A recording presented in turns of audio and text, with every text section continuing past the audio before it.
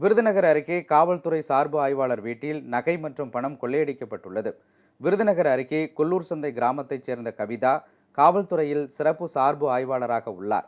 நேற்று வேலைக்கு சென்றுவிட்டு திரும்பிய போது வீட்டின் கதவு உடைக்கப்பட்டிருந்தது.